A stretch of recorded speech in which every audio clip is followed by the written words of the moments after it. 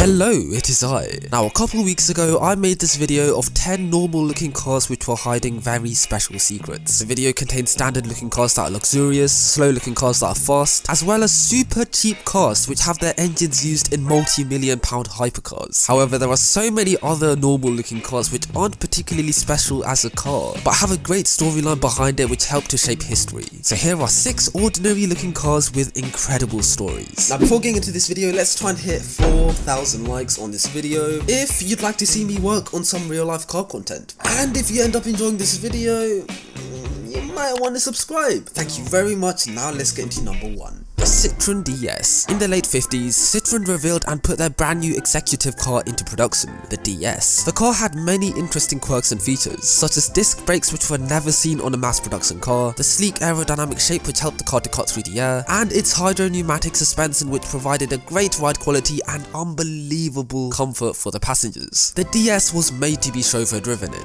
and it was revealed around the same time that Charles de Gaulle became the president of France. So the French government opted for a fleet of Citroen DS's as the transport of choice for the president and officials at the time. However, these cars didn't go into a shop to have armor plating or bulletproof windows installed. They were just bog standard Citroens that anybody can go into a dealership and buy. I mean, this was the 1960s, when the president rolled around in a convertible limousine. Nobody cared about health and safety back then. Anyways, when you're in a position of such power, there will be a lot of people who don't like you, and Charles de Gaulle was no exception. In fact, there were 30 assassination attempts on him. Yep, safe to say people didn't like him. Yet despite him being this big of a target in his own nation, the French government still made no attempt to armor his Citroen DS, and this wasn't very wise because on August the 22nd, 1962, the right-wing paramilitary group OAS opened fire on a Citroen DS that was carrying Charles de Gaulle and his wife Yuwan. But miraculously, none of the bullets hit anybody inside of the car. Despite many of the shots being on target, they were ricocheted off the spherical gas cylinders of the car's suspension system. This little thing saved the president's life. How crazy is that? If Citroen last minute decided that they wanted to put coils on their DS instead of the hydro-pneumatic suspension system, then Charles de Gaulle would have been hit and he may have passed away. So it was a lucky escape for Charles, and thankfully after this incident, government officials around the whole world have started armoring more of their cars, except for Boris Johnson. The BMW Isetta. In 1953, BMW revealed their brand new car, a mid-engined, rear-wheel drive 2-seater car designed by an Italian.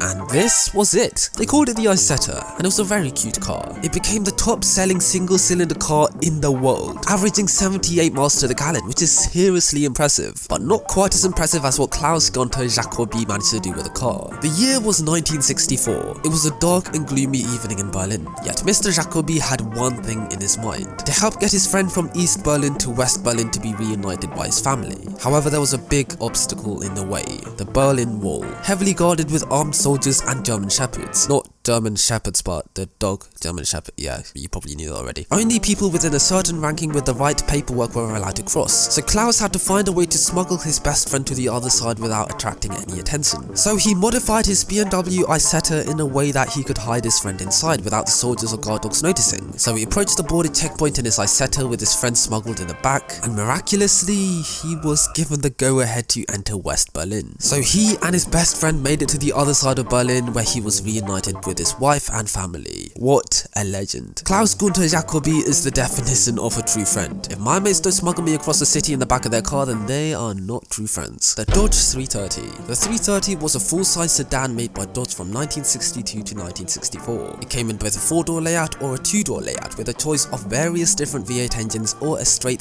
Okay, let's just forget all the boring stuff. Let's just get right into the story. During the 1960s in Cold Orchard Beach, Maine, the police force used a limited edition Dodge 330 nicknamed the Golden Eagle, and tragically each of the 3 police officers who drove this car died. Not inside of the car, but in 3 separate murder-suicides, where the officers killed their family then themselves. So the police force sold it off to an elderly man who then sold it off to the Allen family. Now after hearing all the stories about the Golden Eagle car, the family never touched the car, being scared that it would come to haunt them. However, Wendy from the Allen family had no problem driving the car. In fact, she used the Golden Eagle as her daily driver. However, the residents of the town knew the stories about the Golden Eagle and wanted to get rid of the car. So a group of people vandalized the car throughout the 80s and 90s, and this proved to be a not so good idea, seeing as the people who vandalized the car all died. One was hit by lightning, another was decapitated by an 18-wheeler, 2 were hit by cars, and 1 kid that touched the Golden Eagle ended up murdering his whole family and burning his house to the ground. Yep, safe to say it's a bit of a crazy story. I mean, this is the type of storyline you'd expect to see portrayed in horror movies. In fact, the Stephen King film Christine with the Red Plymouth Fury was based off this story. So yeah, the more you know. Don't mess with a Dodge 330, kids. The McLaren F1. Now, the McLaren F1 has many interesting stories, like the silver one Elon Musk bought after he sold PayPal that he crashed, the purple one that Rowan Atkinson bought which he crashed twice, the Sultan of Brunei, Yuwan Clinic, Tassie 43. There have been quite a few stories, but this one I'm about to tell you is pretty interesting and one that's not had much light shone on it. So it was the mid-90s. Mercedes were racing in DTM with a 190E and they had a joint partnership with the McLaren Mercedes Formula 1 team. However, Mercedes were looking for a new race series to be a part of and found the BPR Global GT series to be the best bet. Mercedes knew that they wanted to base their new race car off the CLK and have it be powered by their 6-litre V12 power unit, but they did not have a testing car to develop the aerodynamics on. The McLaren F1 did seem like the perfect car to be used as a test mule, but they did not want to ask McLaren if they can borrow one, seeing as they'd be rivals in this new race series. So Mercedes, being the sneaky buggers that they are, decided to buy a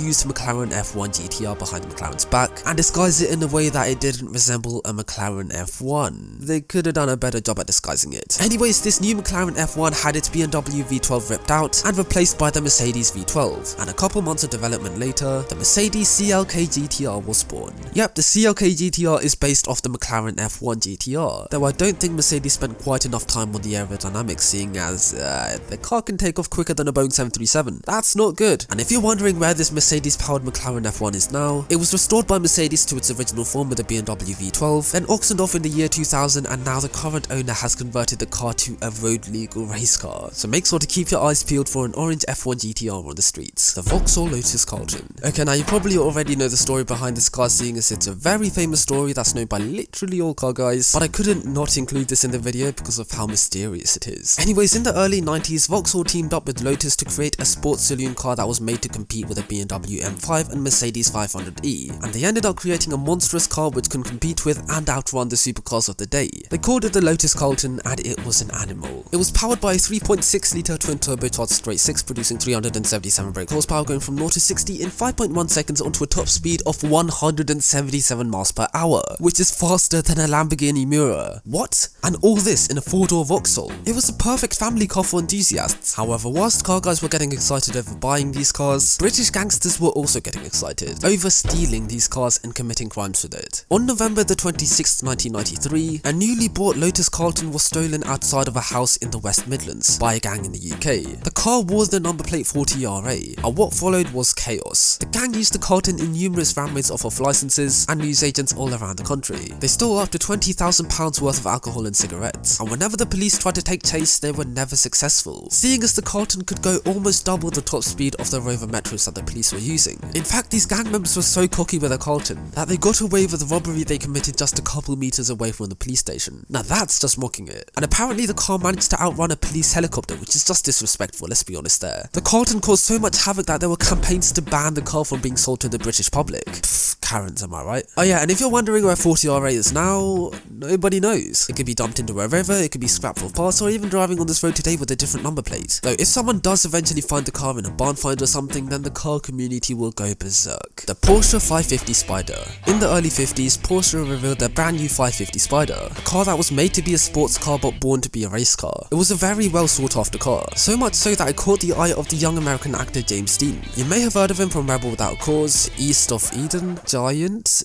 Finding Jack. Okay, I've never heard of these films, but apparently he was a huge actor back in the 50s. Anyways, James Dean owned one of these 550 Spyders and nicknamed it the Lil Bastard. After he purchased the car, he drove it to a racetrack to test it out, when he collided with a Ford Tudor and tragically lost his life. However, things got a little weird after his death. A man called George Barris bought James's wrecked 550 Spyder and transported it to a shop where the car came loose, slipped off the trailer and broke the mechanic's leg. So George decided to sell parts of James's 550 Spyder. He sold 2 of the tyres to be put on another Porsche, which randomly blew up at the same time, and he sold the engine and drivetrain to 2 different Porsches, both of which ended up crashing, resulting in 1 casualty. I mean, to be fair, if you put parts of a wrecked car onto another car, it's not going to be very reliable, is it? So I don't think that part of the story is supernatural, but trust me, it gets a lot weirder. In March of 1959, the car was in storage at a garage in Fresno, California, when the garage randomly burst into fire and literally burnt to the ground. Yet the Porsche that the garage housed had no fire damage whatsoever. The 550 was then transported to Florida in 1960, and during the transportation, it miraculously vanished and was never seen again. I'll admit I was skeptical about the story when I first heard it, but there are so many things that don't quite add up. So let me know in the comments down below if you think James Dean's 550 Spyder is genuinely cursed, or if it's people from the 60s that are trying to get some clout. Well, those were some pretty interesting stories, eh? Well, if you learned something new, then consider subscribing to the channel. I mean, over half of you guys that watch my videos have not subscribed, so if you want to stop your boy from crying himself to sleep every night, then make sure to hit that blood clot like button now. You hear me now, rude boy?